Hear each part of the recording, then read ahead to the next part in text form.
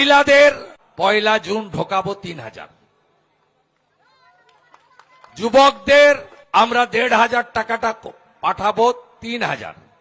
মমতা বলেছে 5 বছর দেবে, আমরা বলেছি যতক্ষণ না চাকরি দিতে পারবো ততক্ষণ দেব।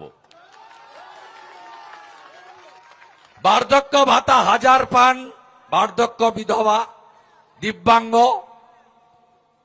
1 জুন থেকে ওটা ডবল পাবেন 2000 টাকা। পিএম কিষাণ সম্মান নিধি 6000 পাচ্ছেন, 1 জুন থেকে ওটা 9000 পাবেন।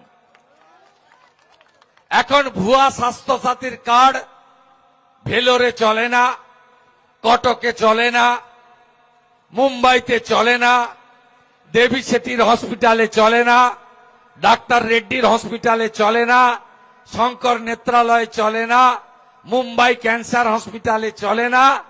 আমরা আয়ুষ্মান ভারতের কার্ড দেব গোটা ভারতে, কাশ্মীর থেকে কন্যাকুমারী 5 লক্ষ টাকা পর্যন্ত চিকিৎসা ফ্রি।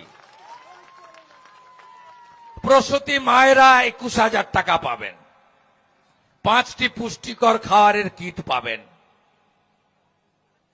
যারা পড়াশোনা করছেন মহিলারা, বোনেরা, কন্যারা গ্রাজুয়েট স্তরে এককালীন 50,000 টাকা, তাতে ল্যাপটপ কিনতে পারেন, ট্যাব কিনতে পারেন, বই কিনতে পারেন, কম্পিউটার কিনতে পারেন। 50,000 টাকা একসঙ্গে দেব। আর চাকরির বয়সে মমতা তো চাকরি দেয়নি, শিল্প তাড়িয়েছে। এই নন্দীগ্রামে 30,000 ছেলে বাইরের রাজ্যে কাজ করে, জানেন? নন্দীগ্রাম একে 18,204 জন ছেলে কোথায় কাজ করে জানেন? Orissa BJP, Maharashtra BJP, Gujarat BJP, Uttar Pradesh BJP, Andhra Pradesh BJP, কেরালায় কিছু আছে।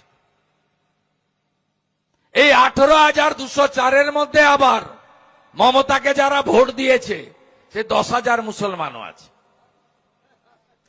এরা আমাদের এখানে বলে হিন্দুর পার্টি, আর বিজেপি শাসিত রাজ্যে রোজগার করে আর মমতার রাজ্যে টাকা পাঠায়।